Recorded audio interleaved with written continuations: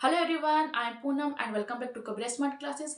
आज हम बात करने वाले हैं मेथड्स और अप्रोचेस पे, यानी मेथड्स यानी कौन कौन से तरीके, कौन कौन से अप्रोचेस हम यूज करें जिनके थ्रू बच्चे किसी भी लैंग्वेज को आसानी से सीख सकें। तो फर्स्ट है ग्रामर कम ट्रांसलेशन मेथड, जो एक ओल्डेस्ट मेथड है और क्लासिकल मेथड भी इसे कहा जाता है। तो इसके नाम से पता चल रहा है कि इसमें ग्रामर और ट्रांसलेशन का बहुत ज्यादा यूज होता है। ग्रामर मतलब ग्रामर को इसमें माना जाता है आत्मा। इस मेथड की अगर आत्मा पूछा जाए कि इस मेथड की आत्मा कौन है, तो वो है ग्रामर। ठीक है। ग्रामर और ट्रांसलेशन यानी किसी भी लैंग्वेज को आप सिखाना चाह रहे हैं तो इसमें ट्रांसलेशन का यूज करेंगे। ट्रांसलेट कर करके किसी भी लैंग्वेज को इसमें सिखाया जाता है। एंड इसका जो फोकस होता है LSRW, यानी हमने listening, speaking, reading and writing पे बात की थी पिछली क्लासेस में। तो इसमें सबसे ज़्यादा फोकस होता है रीडिंग और राइटिंग पे।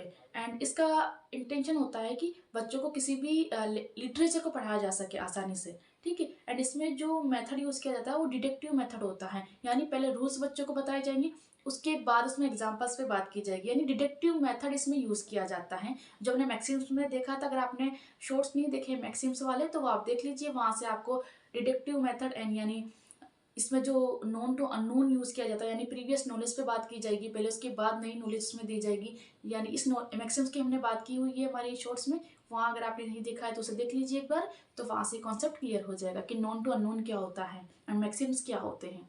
ठीक है।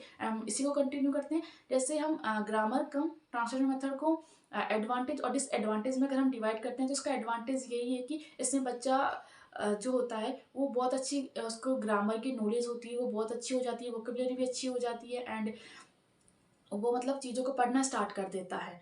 ठीक है। लेकिन इसका डिसएडवांटेज ये है कि वो स्पीकिंग अच्छी नहीं होती है। इसका एडवांटेज हम कहते हैं कि टीचर की जो पावर है वो इसमें सेव रहती है, वो मतलब ज़्यादा खर्च नहीं होती है। डिसएडवांटेज कि इसमें जो लर्नर होते हैं वो पैसिव होते हैं, एक्टिव नहीं होते हैं। एंड और एडवांटेज इसके देखें तो ये नोन टू अननोन चलता है, तो ये बहुत प्लस पॉइंट है। लेकिन डिसएडवांटेज ये है कि इसमें डिडक्टिव मेथड हम यूज़ करते हैं तो बच्चे का कहीं भी वो जो थॉट वो जनरेट कर सकता है, थिंकिंग पावर जो होती है वो कहीं भी इसमें यूज़ नहीं होती है। तो ये इस तरीके से कुछ एडवांटेज और डिसएडवांटेज थे जिस पे बेस्ट क्वेश्चंस पूछे जाते हैं। जैसे इसमें कौन सा, इसकी यूनिट कौन सी है, तो यूनिट हम इसके वर्ड यानी एक फ्रेज, मतलब एक एक वर्ड इसकी यूनिट होती है, एक वर्ड पे इसमें ध्यान दिया जाता है। इसमें एक एडवांटेज ये है कि इसमें एक्यूरेसी पे बहुत ज़्यादा ध्यान दिया जाता है। एक डिसएडवांटेज ये कि इसमें प्रोनाउंसिएशन पे बिल्कुल ध्यान नहीं दिया जाता है कि बच्चे का प्रोनाउंसिएशन कैसा है। अगर वो किसी लैंग्वेज को सीख रहा है तो प्रोनाउंसिएशन का बहुत ज़्यादा रोल होता है, लेकिन इसमें कहीं भी इस पर बात नहीं की जाती, इसमें एक्यूरेसी पे ज़्यादा बात की जाती है। तो इस तरीके से ये इसके कुछ एडवांटेज और डिसएडवांटेज थे जो कि हमने देखे। एंड अब हम बात कर लेते हैं डायरेक्ट मेथड के ऊपर। जो हम कह सकते हैं कि जब किसी चीज़ की कहते हैं ना आवश्यकता होती है, तो आवश्यकता है किसी भी चीज़ की आविष्कार की जननी होती है। तो देखा हमने ग्रामर का ट्रांसलेशन मेथड में, जहाँ प्रोनाउंसिएशन पे ध्यान नहीं दिया जाता था, स्पीकिंग पे कोई ध्यान नहीं था, लिसनिंग पे कोई ध्यान नहीं था, वहीं उसकी कमियों को दूर करने के लिए ये कह सकते हैं कि ये जो डायरेक्ट मेथड है इसको डेवलप किया गया, फ्रांस में ही आया था 1901 के अंदर। एंड इसका सबसे अच्छा बेनिफिट ये है कि इसमें स्पीकिंग पे ज़्यादा ध्यान देते हैं वहाँ पर। तो इंग्लिश मीडियम स्कूल की ये की होती है कि वो डायरेक्ट मेथड का यूज़ करते हैं, जहाँ कंपेयर में हिंदी मीडियम जो स्कूल होते हैं वो ग्रामर कम ट्रांसलेशन मेथड यूज़ करते हैं। तो आप देख पाते होंगे कि हिंदी मीडियम के जो बच्चे होते हैं उनकी ग्रामर तो बहुत अच्छी हो जाती है, लेकिन उनकी स्पीकिंग अच्छी नहीं हो पाती, क्योंकि उनका जो उन्होंने जिस मेथड से पढ़ाई की है वो मेथड ही ग्रामर कम ट्रांसलेशन मेथड था। एंड आप देखेंगे इंग्लिश मीडियम स्कूल्स को जो बच्चे होते हैं वहाँ के, उनकी स्पीकिंग अच्छी हो जाती है क्योंकि वहाँ यूज़ ही डायरेक्ट मेथड किया गया था। तो ये क्या डिफरेंस हमको देखने को मिलता है। लेकिन ऐसा नहीं है कि जिसने हिंदी मीडियम स्कूल से पढ़ाई की है तो वो अब इंग्लिश नहीं सीख सकता, बहुत आसानी से सीख सकता है, क्योंकि अब बहुत सारे ऐसे रिसोर्स हमारे पास है, बहुत सारे ऐसे ऐप है, बहुत सारी ऐसी बुक्स आ गई हैं, बहुत सारे टीचर्स हैं हमारे इंडिया में अब, जो आपको बहुत ही आसानी से स्पीकिंग भी सिखा सकते हैं। ठीक है। अब इस मेथड पे हम आ जाते हैं कि इसका बेनिफिट क्या है, इसके एडवांटेज क्या क्या हैं। तो ये है कि इसके अंदर, इसके सबसे पहले यूनिट पे बात कर लेते हैं। सेंटेंस जो होता है वो इस मेथड की यूनिट होती है। एंड इसमें स्पीकिंग पे सबसे ज़्यादा ध्यान दिया जाता है, प्रोनाउंसिएशन पे बहुत ज़्यादा ध्यान दिया जाता है, एंड स्पीकिंग की प्रैक्टिस भी इसमें करवाई जाती है। एंड साथ में इसका जो थिंकिंग पावर है, जो हमने देखा था ग्रामर कम ट्रांसलेशन मेथड में, उसमें थिंकिंग पावर यानी बच्चे कहीं जनरेट नहीं कर पाते थॉट्स को, लेकिन इसमें बच्चे थॉट्स को जनरेट कर पाते हैं। तो ये एक सबसे बड़ा डिफरेंस होता है कि जहाँ बच्चे सिर्फ रटन विद्या पर चल रहे थे, इस वाले मेथड में खुद बच्चे थॉट्स जनरेट कर पा रहे हैं। ठीक है। एंड नुकसान इसका ये है कि ये थोड़ा एक्सपेंसिव होता है, थोड़ा इसमें खर्चा ज़्यादा आता है ग्रामर कम ट्रांसलेशन के कंपेरिजन, क्योंकि उस मेथड में किसी डिवाइस को नहीं यूज़ किया जा रहा था। आप देखेंगे इसमें ऑडियो विजुअल एड्स का यूज़ करेंगे बच्चों को सिखाने के लिए, क्योंकि एक्टिविटीज़ का भी बहुत ज़्यादा रोल होता है, क्योंकि बच्चे देख के और सुन के आसानी से सीख पाते हैं किसी भी चीज़ को। ठीक है। तो ये एक अच्छा मेथड भी माना जाता है, लेकिन ये भी एक ओल्डेस्ट मेथड है, क्योंकि उसके ग्रामर का ट्रांसलेशन के अपोजिट में ही ये आया था उसके बाद में। तो ये भी बहुत समय से चल रहा है, तो ये भी एक ओल्डेस्ट मेथड में ही आता है। आई होप आपको दोनों जो मेथड है उनमें डिफरेंस समझ में आया होगा एंड क्वेश्चंस आप कर पाएंगे अगर आपके कॉन्सेप्ट इससे क्लियर हो गया। अब हम बात कर लेते हैं ऑडियो लिंगुअल मेथड, यानी जिसे आर्मी मेथड के नाम से भी जाना जाता है। इसका सबसे ज़्यादा यूज़ हुआ था 1950s से 1960s के बीच में हुआ था। इसमें भी क्या होता है, ओरल स्किल पे सबसे ज़्यादा यूज़ किया जाता है ओरल स्किल को। एंड इसका बिल्कुल भी इस पे जोर नहीं होता कि किसी भी वर्ड को समझा जाए, उसकी अंडरस्टैंडिंग, उस पर फोकस नहीं होता। इसका फोकस होता है किसी भी स्ट्रक्चर को मतलब कॉपी किया जाता है। जो डायलॉग्स डेली यूज काम आते हैं, एवरीडे यूजफुल जो डायलॉग्स होते हैं, उन्हें कॉपी किया जाता है। एंड इसका जो एम होता है या गोल होता है वो होता है कि प्रोनाउंसिएशन, इसमें जो टीचिंग हो उसमें प्रोनाउंसिएशन एक्यूरेट होना चाहिए, ग्रामर का यूज एक्यूरेट होना चाहिए, एंड आसानी से और जल्दी से रेस्पॉन्स कर पाएँ। अगर किसी ने क्वेश्चन पूछा है तो उसका फास्ट क्विकली रिस्पॉन्स कर पाएँ लर्नर। तो ये इसका एक एम हम कह सकते हैं। तो ये एक बहुत छोटा सा मेथड है एंड आई आपको समझ में आया होगा। अब हम बात कर लेते हैं सजेस्टोपीडिया, यानी इसमें क्या होता है कि इफेक्टिवनेस पे सबसे ज़्यादा फोकस किया जाता है।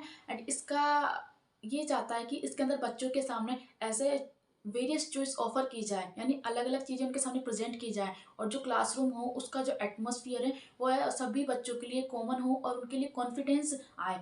ऐसा क्लासरूम होना चाहिए कि बच्चे ऐसे क्लासरूम उनके लिए दी जाए कि वहाँ पे बच्चे अपने आप को कॉन्फिडेंस फील करें कि हाँ वो किसी भी लैंग्वेज को सीख सकते हैं। इस तरीके का एटमॉस्फेयर उनके सामने प्रेजेंट किया जाए, इस वाले मेथड में ये बताया जाता है। अब हम बात कर लेते हैं टीपीआर अप्रोच की, यानी टीपीआर अप्रोच कौन सी होती है, टोटल फिजिकल रेस्पॉन्स। यानी इसमें क्या होता है, नाम से पता चल रहा है कि बच्चों की जो एक्टिविटीज़ को इसमें सबसे ज़्यादा इन्वॉल्व किया जाता है कि एक्शंस करवाए जाते हैं। जो बिगनर्स होते हैं उनके लिए बहुत अच्छा है। जैसे टीचर क्या करेगा, इसमें स्टार्टिंग से उनको इस तरीके की चीज़ें बताएगा। बच्चों को बोलेगा stand up, sit down, jump, walk, इस तरीके की मतलब छोटी छोटी फ्रेजेज एंड छोटी छोटी चीज़ें वो बच्चों को स्टार्टिंग से बताना स्टार्ट कर देते हैं। और जैसे जैसे बच्चे आगे बढ़ते हैं वो नेचुरल वे से, नेचुरल तरीके से बच्चों को सिखाते हैं इसमें। एंड इसका सबसे ज़्यादा बेनिफिट ये है कि बच्चे नेचुरल तरीके से सीखते हैं। एंड अगर उनको डिसलेक्सिया जैसी कोई लर्निंग डिसेबिलिटी है, इससे रिलेटेड कोई सी भी लर्निंग डिसेबिलिटी है बच्चों के अंदर, तो वहाँ भी इस मेथड का बहुत आसानी से यूज़ किया जाता है।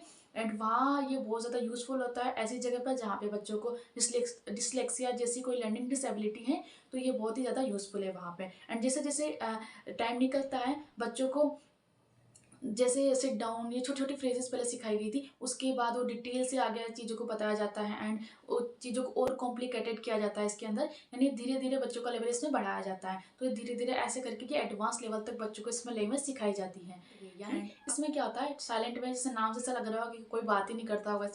इसमें ये होता है कि लर्नर तो होता है एक्टिव, लेकिन इसमें जो टीचर होता है उसका ज़्यादा एंगेजमेंट नहीं होता है, यानी टीचर ज़्यादा इसमें इन्वॉल्व नहीं होता है। टीचर मदद करता है, एज ए फैसिलिटेटर जरूर होता है इसमें, लेकिन टीचर ज़्यादा एक्टिविटी नहीं करता है। बच्चों को ही प्रोत्साहित किया जाता है कि वो खुद इस चीज़ों को करे, खुद लर्निंग को सीखे, है ना, एंड खुद ऑब्जर्व करे बच्चे। इस तरीके से इसमें चीज़ें करने वाले हैं CLT के पास। CLT यानी कम्युनिकेटिव लैंग्वेज टीचिंग। इसमें क्या होता है, सबसे ज़्यादा अगर प्राइमरी इसका गोल माना जाता है, सबसे ज़्यादा इंपॉर्टेंट इसमें किसी चीज़ को माना जाता है तो वो है कम्युनिकेटिव कॉम्पिटेंस। इसके अंदर आता है linguistic competence, social linguistic competence, discourse competence, and साथ में स्ट्रेटेजिक कॉम्पिटेंस इसके अंदर आता है। इसके जो फीचर होते हैं या सबसे इंपॉर्टेंट किसको माना जाता है, तो होता है इंटरेक्शन। इंटरेक्शन मतलब आपस में बात करना, एक दूसरे से बात करना, कोलिब्रेशन इसमें इन्वॉल्व होता है।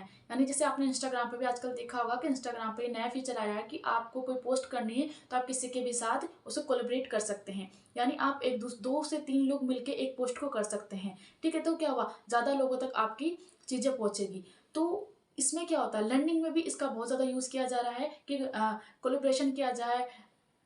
तो और इसमें साथ में इसके अलावा क्या होता है, इसमें एक्टिविटी सबसे ज़्यादा की जाती है। इस वाले मेथड में ही सबसे ज़्यादा एक्टिविटी की जाती है। जैसे इंटरव्यू के थ्रू है ना, दो बच्चों को बिठा दिया, उनके बीच में आपस में बात करवाई जाती है, एंड साथ में ग्रुप एक्टिविटीज़ में की जाती है। ठीक है, इस तरीके से बहुत सारे तरीके इसमें यूज़ किए जाते हैं, बहुत सारी एक्टिविटीज़ इसमें यूज़ की जाती है जिनके थ्रू बच्चों को पढ़ाया जाता है। एंड ये इसके बारे में था। आज के जो मेथड्स थे, अप्रोचेस थे, उसके बारे में हमने देखा कि कौन कौन से मेथड्स यूज़ किए जा रहे हैं, कौन कौन से अप्रोच हम यूज़ कर सकते हैं। एंड आई होप आपको चीज़ें समझ में आई होगी। कोशिश क्या है, कम शब्दों में कम टाइम में आप लोगों को ज़्यादा चीज़ें बताई जाएँ। एंड एग्ज़ाम पास है, इसलिए ज़्यादा क्लास को लंबी ना करते हुए क्लास को एंड करते हैं।